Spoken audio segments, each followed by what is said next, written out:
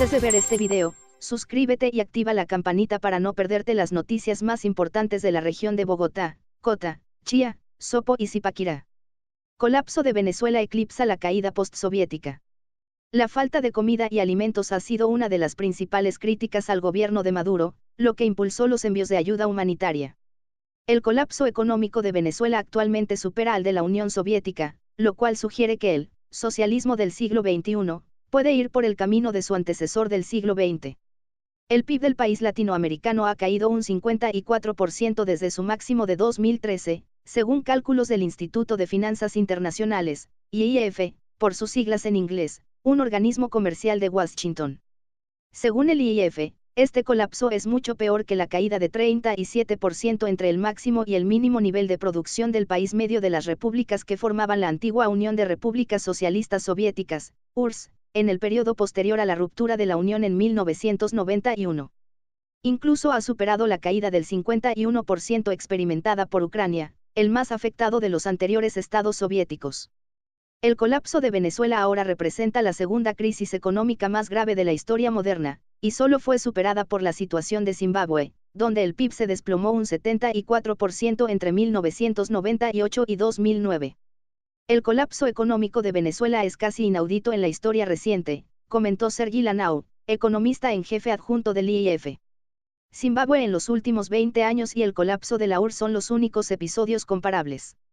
El PIB se ha desplomado hasta un punto que es casi impensable en los tiempos modernos, agregó.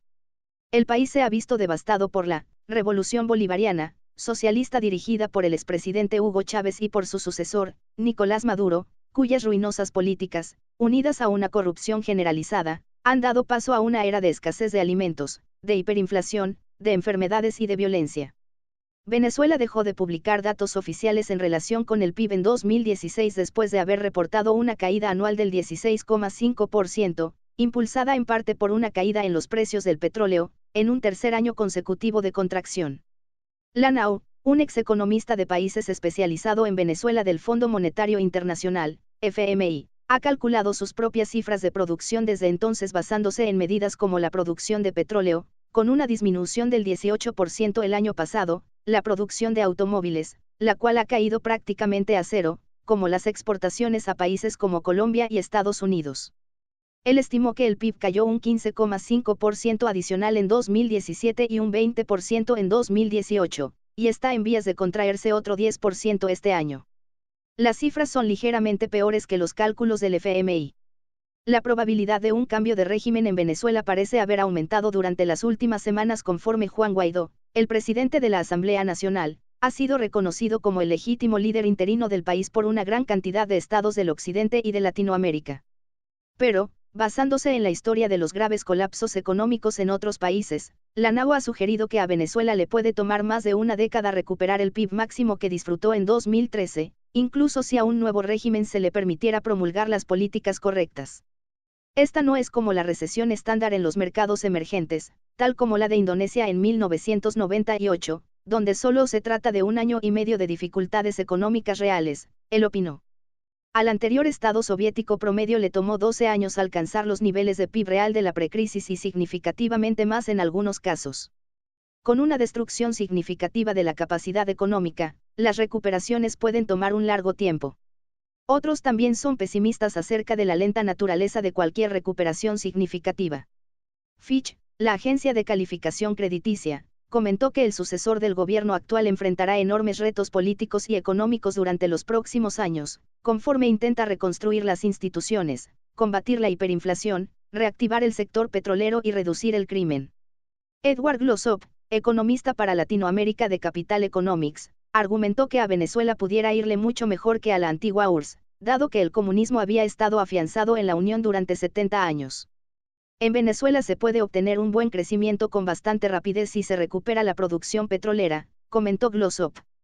Sin embargo, incluso si el crecimiento anual promediara un 5% al año, lo cual Glossop cree que es posible dada la enorme brecha de producción negativa que se ha abierto, aún tardaría un poco más de 15 años en volver al máximo anterior. Lanao ha considerado que un crecimiento post-crisis del 5% anual sería razonable, pero tiene la esperanza de que las vastas reservas de petróleo de Venezuela, suficientes para durar 600 años a las tasas actuales de producción, pudieran al menos atraer una significativa inversión extranjera al país. Él se mostró más optimista acerca de una solución a la paralizante hiperinflación de Venezuela, la cual estimó en un 192% intermensual, en enero. El análisis del IIF de una serie de episodios de hiperinflación durante las últimas décadas, incluyendo el de Perú en 1990, el de Bulgaria en 1997 y el de Argentina en 1989, descubrió que la tasa media de inflación se moderó de una tasa intermensual del 75% al 4,5% en 12 meses. Sin embargo, esto puede resultar ser poco beneficioso para los acreedores de Venezuela. Glossop ha estimado que el país adeuda 70.000 millones de dólares americanos en bonos, más 30.000 millones de dólares americanos a China, 10.000 millones de dólares americanos a Rusia y otros 10.000 millones de dólares americanos a otros países y organizaciones internacionales, un total del 140% del PIB.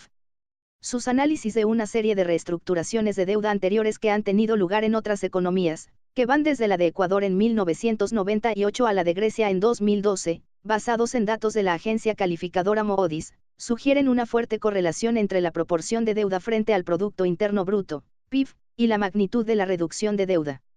Ya que la proporción de la deuda de Venezuela se encuentra en el extremo superior del espectro, el modelo de Glossop indica que la deuda necesitará ser reducida entre un 60% y un 80% desde su cifra actual, aun si pueden persuadir a China y Rusia a compartir su porción del dolor.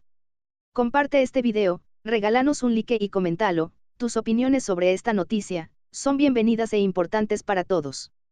Accede a los links que aparecen en la descripción de este video, en ellos podrás encontrar algunas interesantes ofertas y conocer de nuestros auspiciadores.